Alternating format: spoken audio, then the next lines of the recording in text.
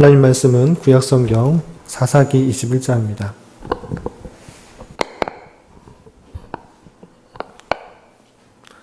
사사기 마지막 장을 읽는 날인데요. 사사기 21장 구약성경 399면 전후를 보시면 되겠습니다. 말씀 일기 책자에 나와 있는 것처럼 오늘 21장에는 한 레위인의 첩이 당한 일로 야기된 내전이 있었고 그 내전을 수습하는 내용이 21장에 나오게 됩니다. 1절부터 25절까지 길게 되어 있는데요. 다 읽진 않고 1절부터 12절까지 말씀을 함께 보도록 하겠습니다. 사사기 21장 1절부터 12절까지 말씀을 합독하겠습니다. 이스라엘 사람들이 미스바에서 맹세하여 이르기를 우리 중에 누구든지 딸을 베냐민 사람에게 아내로 주지 아니하리라 하였더라. 백성이 베델에 이르러 거기서 저녁까지 하나님 앞에 앉아서 큰 소리로 울며 이르되 이스라엘의 하나님 여호와여 어찌하여 이스라엘에 이런 일이 생겨서 오늘 이스라엘 중에 한 지파가 없어지게 하시나이까 하더니 이튿날에 백성이 일찍 일어나 거기에 한 제단을 쌓고 번제와 화목제를 드렸더라. 이스라엘 자손이 이르되 이스라엘 온 지파 중에 총회와 함께하여 여호와 앞에 올라오지 아니한 자가 누구냐 하니 이는 그들이 크게 맹세하기를 미스바에 와서 여호와 앞에 이르지 아니하는 자는 반드시 죽일 것이라 하였습니다. 이스라엘 자손이 그들의 형제 베냐민을 위하여 뉘우쳐 이르되 오늘 이스라엘 중에 한 지파가 끊어졌도다. 그 남은 자들에게 우리가 어떻게 하면 아내를 얻게 하리오? 우리가 전에 여호와로 맹세하여 우리의 딸을 그들의 아내로 주지 아니하리라 하였도다. 또 이르되 이스라엘 지파 중 미스바에 올라와서 여호와께 이르지 아니한 자가 누구냐 하고 본즉 야베스 길르앗에서는 한 사람도 진영에 이르러 총회에 참여하지 아니하였으니 백성을 계수할 때에 야베스 길르앗 주민이 하나도 거기 없음을 보았습니다. 회중이 큰 용사 12,000명을 그리로 보내며 그들에게 명령하여 이르되 가서 야베스 길르앗 주민과 부녀와 어린아이를 칼날로 치라.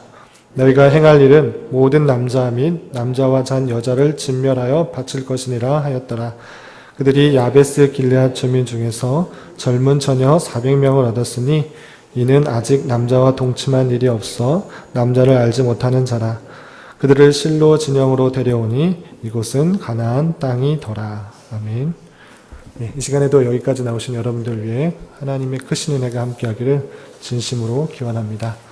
말씀 읽을 본문은 사사기 21장입니다. 우리가 8월 들어서 사사기 말씀을 1장부터 쭉 읽어왔는데 오늘은 21장의 내용 마무리할 뿐만 아니라 사사기 전체 내용을 복습하면서 사사기가 주는 교훈에 대해서 다시 한번 생각해보는 시간을 가질까 합니다.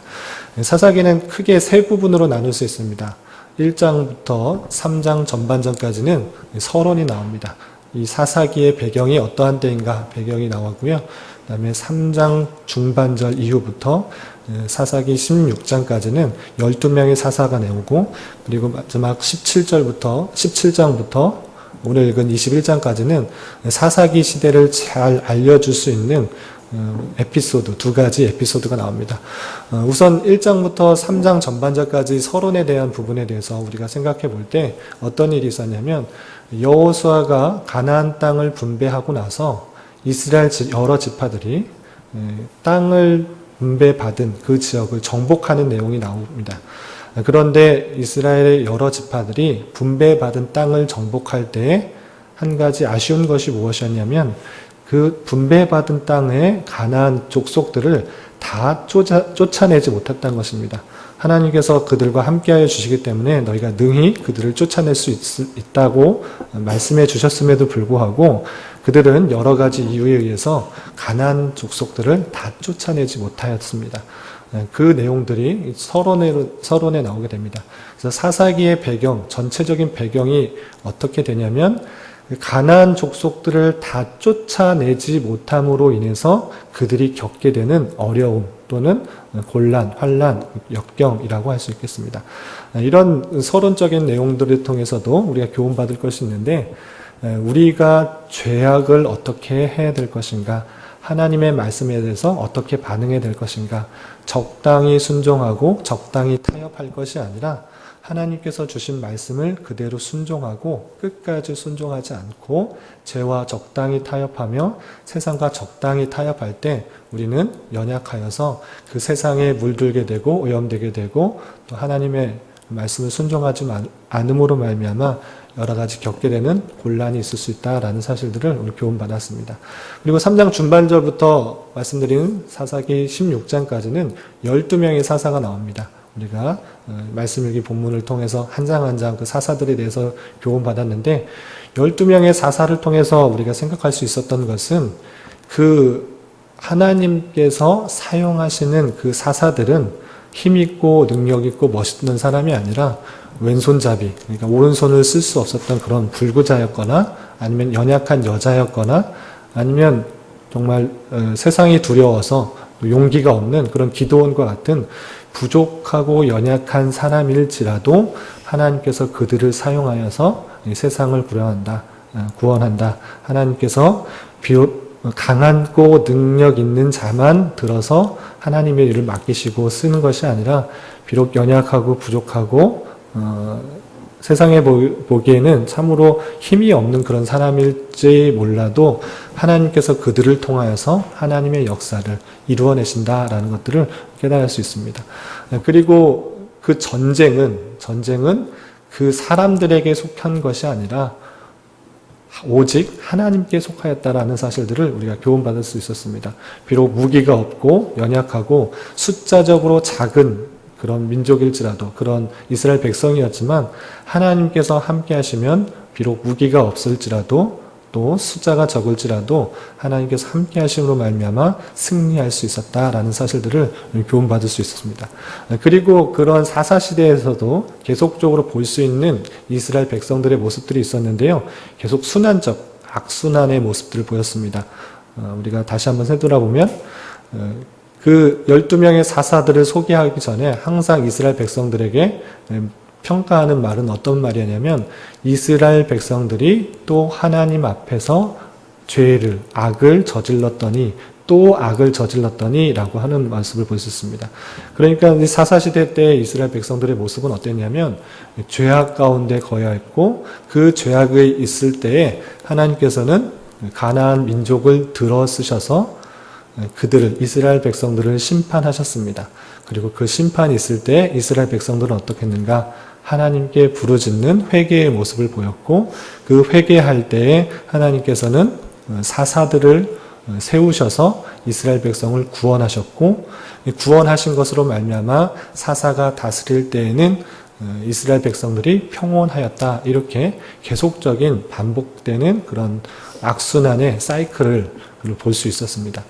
그런 모습을 보면서 생각할 것이 어떻게 이스라엘 백성들은 계속적으로 하나님께서 인도해 주시고 또 구원해 주셨는데 또 악을 저지르는가? 또 이렇게 죄를 저지르는가? 이렇게 판단할 것이 아니라 그렇게 비판할 것이 아니라 그러한 연약한 모습이 이스라엘 백성들뿐만 아니라 오늘날의 우리와 같은 모습이라는 것들을 보여주는 것입니다. 무슨 말이냐 하면 우리도 평안하고 또 안락한 삶을 살면 하나님을 잘 섬기고 또 신앙생활 잘 할 것 같지만 연약한 모습들 가운데 평안하고 안락하면 세상과 동화되기 쉽고 하나님 말씀을 잊기 쉬워서 또 하나님 앞에 악을 저지르고 있는 모습을 발견하게 되는 것입니다. 그러할 때 하나님께서는 하나님의 백성을 다양한 방법으로 심판하시고 채찍질하셔서 하나님께로 돌아오게 하는 역사를 보여주신다는 그 사실들을 잊지 말고 사사들을 통하여서 연약하고 부족한 나를 하나님께서 들어서 선한 도구로 사용하신다는 사실뿐만 아니라 사사시대의 여러 가지 부족하고 연약한 모습들이 그들의 모습뿐만 아니라 오늘날의 나의 모습과 다르지 않다는 사실들을 기억하면서 평안하고 안락할 때 더욱더 하나님을 찾고 의지하는 그런 삶을 살아야 될 것이다 라고 생각하면 좋겠습니다. 그리고 마지막으로 17장부터 21장까지는 사사시대에 얼마나 타락하고 부패했는가를 보여주는 두 가지의 일화를 보여주고 있는데요. 첫 번째 17장과 18장에서는 미가라는 한 이스라엘 사람에 들어온 레위 사람이 제사장으로 들어오게 되는 이야기가 나오는데, 하나님을 섬긴다고 하면서 얼마나 자기 멋대로 하나님을 섬기고 있는지를, 종교적인 타락이 얼마나 심했는지를 보여주는 일화입니다. 미가라는 그 사람의 레위 사람이 오게 돼서 그 사람을 자기 집의 제사장으로 삼을 뿐만 아니라 하나님께 감사한다고, 하나님께 섬긴다고 하면서 에봇과 드라빔을 은으로 만들어 놓고 섬기는 모습들. 하나님께서 하나님을 다 어떻게 섬기고 어떻게 제사를 하라고 하였는지 출애굽기를 통하여서, 십계명을 통하여서 말씀을 주셨음에도 불구하고 그것과는 상관없이 자기 방식대로, 자기의 소견에 옳은 대로 하나님을 섬기는, 얼마나 종교가 타락하고 있는지, 하나님을 섬기는 방식이 자기 멋대로인지를 보여주고 있는 그런 일화들을 설명해 주고 있습니다.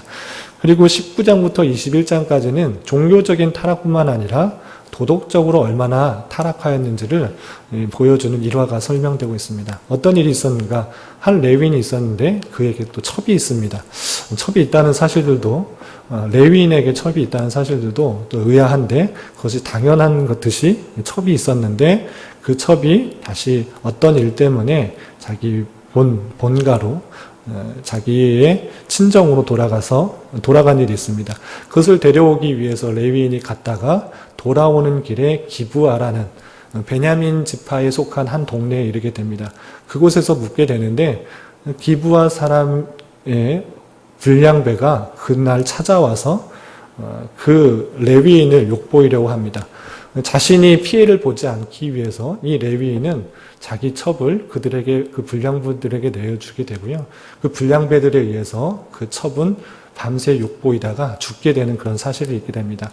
얼마나 도덕적으로 타락했는지 보여주는 그런 사건일 뿐만 아니라 일어났었는데, 그것에서 그치는 것이 아니라 레위인은 이 기브아 사람, 베냐민 지파에 속한 이 기브아 사람들의 그런 죄를 온 이스라엘 사람들에게 알리기 위하여서 끔찍한 일을 벌이게 되죠. 어떤 일이 있었냐면, 그 죽임당한 자기의 철을 조각을 내서 온 지파에게, 이스라엘 각 지파에게 보내는 그런 일이 있었습니다. 그 끔찍한 일을 보고 이 출애굽 이후에, 애굽에서 나온 이후에 이렇게 끔찍한 일을 보지 못하였다라고 생각한 이스라엘 각 지파 사람들은 베냐민 지파의 그 기브와 불량배들을 가만두면 안 된다. 그들을 징계해야 된다. 벌을 주어야 된다라고 총회로 모이게 됩니다. 그렇지만 베냐민 지파의 기브아 사람들을 보호하기 위해서 베냐민 지파들은 그 이스라엘 지파 사람들과 전쟁을 하게 되죠. 이스라엘 지파의 많은 사람들과 베냐민 지파의 내전이 있게 되는데, 처음에는 이상하게도 베냐민 지파의 사람들이 2번씩이나 전쟁에서 이기게 됩니다. 그래서 이스라엘 지파의 그 모인 여러 군데에 많은 사람들이 죽게 되고요. 그렇지만 결국에는 이스라엘 지파가 베냐민 지파의 그 수많은 사람들을 죽이게 되고, 거의 베냐민 지파의 남은 용사의 수는 600명밖에 남지 않은 그런 일이 19장과 20장에 나오게 됩니다. 그런 내용들을 얼마나 심하게 그 전쟁이 있었는지 그 내용들을 좀 잠깐 살펴보면 20장에 이런 표현이 있습니다. 20장에 그 내전이 있었던 이런 내용들이 나오는데 그 결과만 좀 살펴볼까 합니다. 20장 43절부터 48절까지 제가 한번 읽어볼 테니까 좀 더 잘 살펴보시기 바랍니다. 43절. 그들이 베냐민 사람을 에워싸고 기브아 앞 동쪽까지 추격하며 그 쉬는 곳에서 짓밟음에 베냐민 중에서 엎드러진 자가 18,000명이니 다 용사더라.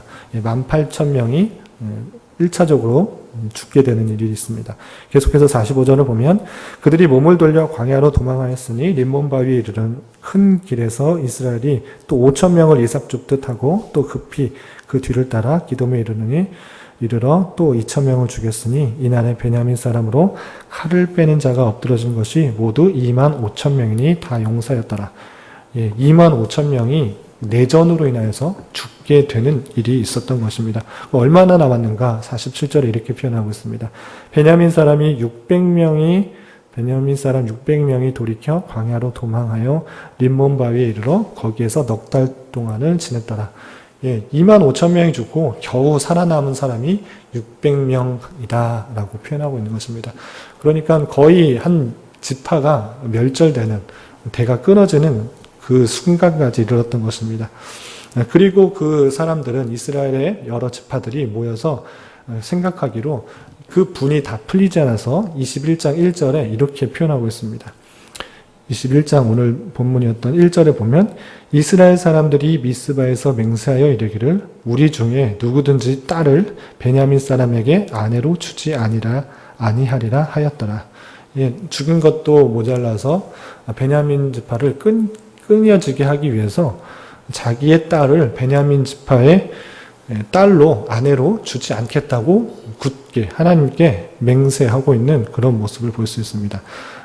베냐민 지파의 그 도덕적인 그런 타락을 인하여서, 그리고 그들의 죄를 간과하지 않겠다는 이스라엘 백성들의 그런 굳은 의지가 보여진 것입니다.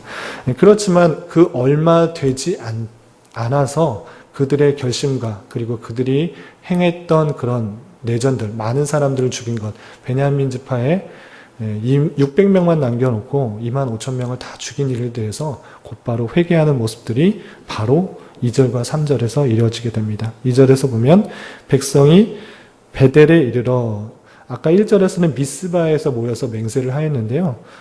다시 베델로 옮겨가서 그 생각이 완전히 바뀌는 모습들을 볼 수 있습니다. 2절 보면 백성이 베델에 이르러 거기서 저녁까지 하나님 앞에 앉아서 큰 소리로 울며, 예, 장소가 베델로 옮겨졌는데 멀지 않은 그런 지역이지만 이 베델로 옮겨가면서 자신의 일들을 되돌아봤을 때, 내전으로 인하여서 같은 지파의, 같은 민족의 한 지파가 없어진 것으로 인하여서 하나님 앞에서 큰 소리로 울며 회개하고 있는, 잘못한 것들을 뉘우치는 그런 모습들을 봅니다. 3절에서 계속 이렇게 말하고 있습니다.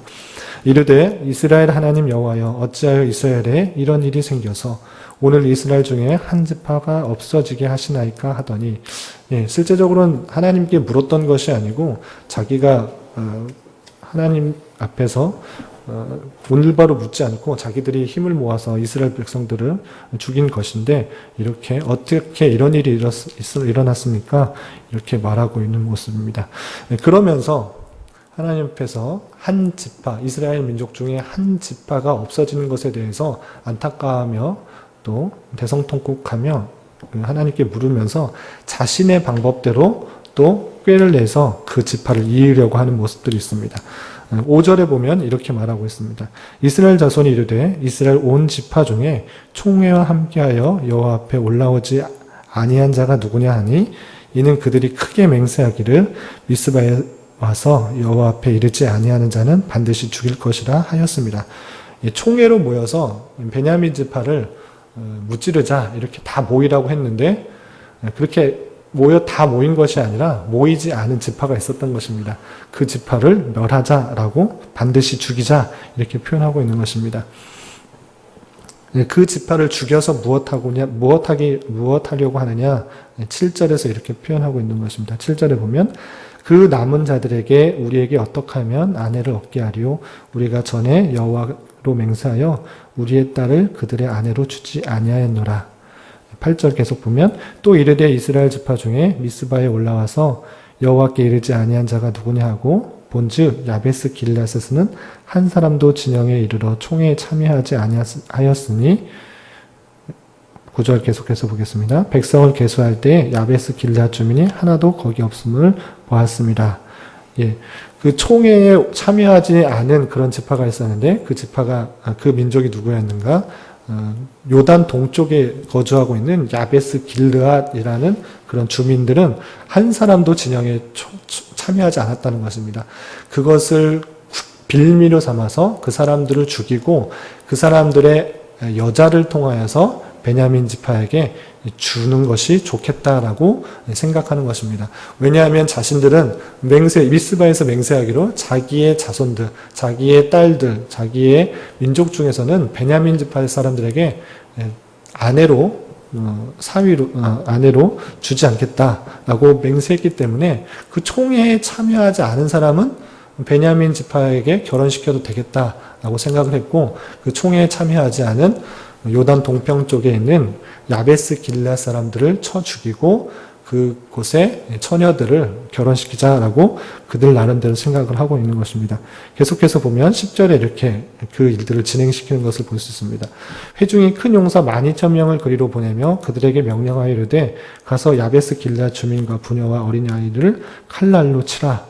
총회에 참여하지 않았기 때문에 저주하는 것입니다. 벌을 하고 있는 것입니다. 11절 너희가 행할 일은 모든 남자 및 남자와 잔 여자를 진멸하여 바칠 것이니라. 총회에 참여하지 않았다는 것으로 반드시 죽이는 그런 명령을 시행하고 있는 것이고요. 12절에 그들이 야베스 길앗 주민 중에서 젊은 처녀 400명을 얻었으니 이는 아직 남자와 농춤한 일이 없어 남자를 알지 못하는 자라. 그들을 실로 진영으로 데려오니 이곳은 가나안 땅이더라.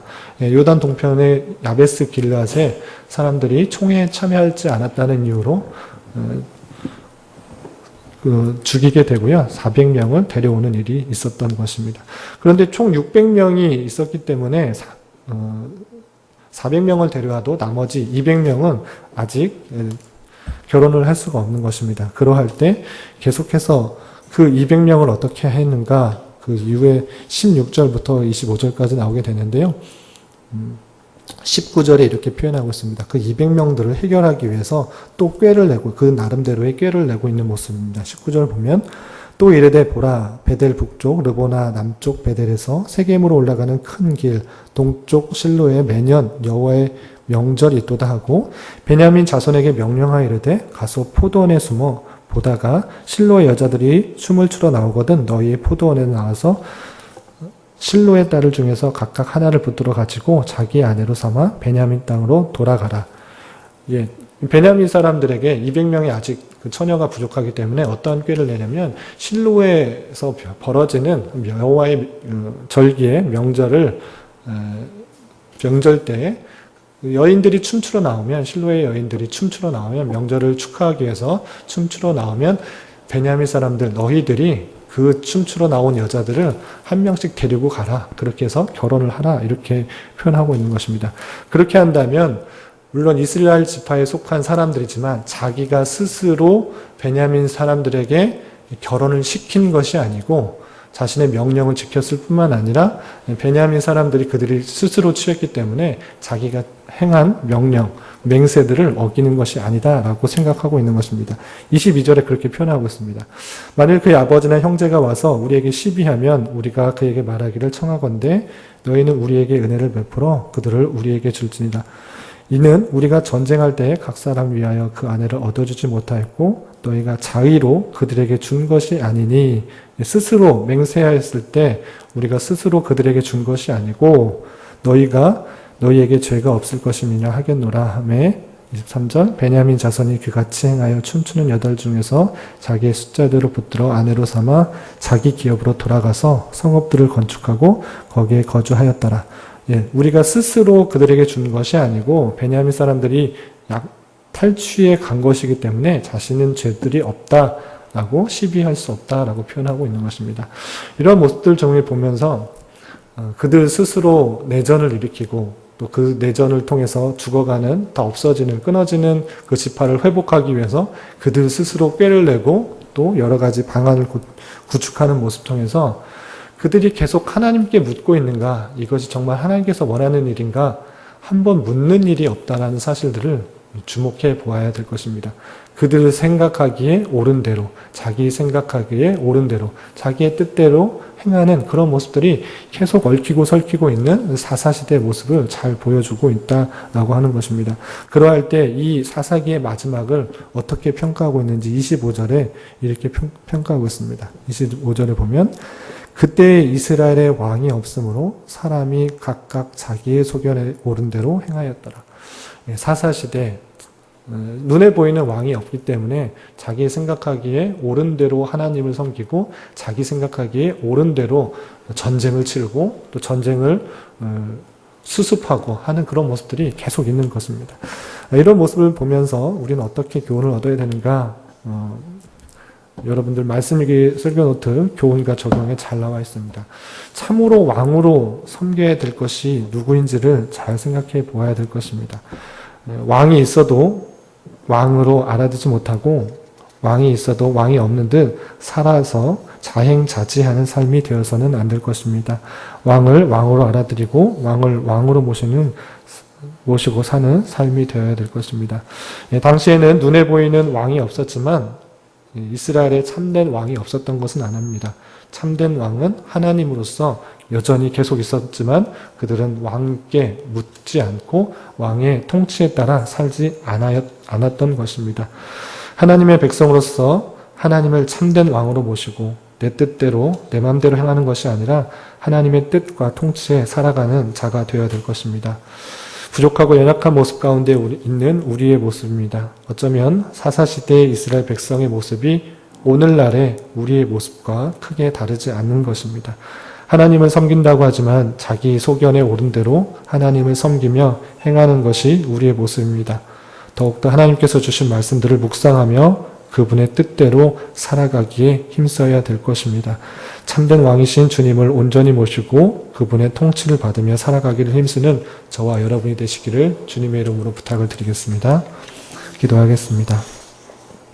하나님 아버지, 오늘 말씀을 통해서 사사기의 말씀을 모두 마쳤습니다. 참으로 이해할 수 없는 여러 가지 일들을 통해 우리 마음을 안타깝게 합니다. 그러나 사사시대에 무지하고 연약한 이스라엘 백성들의 모습이 저희들의 모습임을 고백합니다.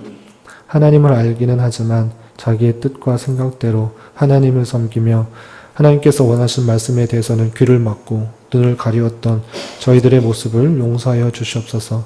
어떤 일을 하든지 간에 무슨 일을 하든지 간에 하나님께 물으며 하나님의 뜻과 방법대로 살아가기에 힘쓰는 저희들이 되게 하여 주시옵소서.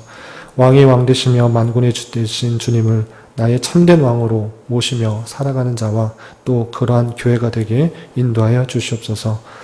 주님, 나라와 민족을 위해 기도합니다. 남과 북으로 나뉜 이 나라의 참된 자유와 평화와 하나됨을 허락하여 주시고 주님의 말씀이 이 땅에 편만하게 선포되며 그 뜻대로 살아가게 힘쓰고 주님의 다스림으로 인한 기쁨과 찬양이 넘쳐나는 나라 되게 하여 주시옵소서. 특별히 북한의 지하교회와 이 땅에 함께하고 있는 자유이주민 가운데 주님께서 함께하여 주셔서 또한 위로하여 주시고 인도하여 주셔서 하나님의 크신 은혜들을 더욱 깊이 경험하는 자들 되게 하여 주시옵소서. 또한 우리 교회가 힘들고 어려운 자들에게 위로가 되어주고 힘이 되어주는 교회가 되게 하시며 점점 어두워져 가고 있는 세상의 빛과 소금들의 역할들을 잘 감당하는 교회 되게 하여 주시옵소서. 이를 위해 세우신 담임 목사님 영육간에 강건하게 하여 주시고 주님의 말씀으로 교회를 든든히 세워나가는데 부족함이 없도록 인도하여 주시옵소서. 이 시간 한 주간의 삶을 주님께 올려드립니다. 주님과 늘 동행하는 삶 되게 하여 주시고 여러 가지 일들과 만나는 여러 가지 상황 속에서 주님의 세미한 음성과 신실하신 인도하심을 경험하는 한 주 되게 하여 주시옵소서.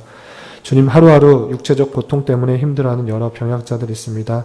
주님께서 친히 함께해 주셔서 위로하여 주시고 그의 눈물 닦아주시며 주님의 선한 인도하심을 경험하며 평강 가운데 감사의 고백이 늘 넘쳐나게 하여 주시옵소서. 계속해서 각자 간구하는 음성 주님께서 들으시고 우리의 기대와 소망보다 훨씬 더 크게 역사하시는 하나님의 섭리들을 경험하게 하여 주시옵소서. 예수님의 이름으로 기도드리옵나이다. 아멘. 하늘에 계신 우리 아버지,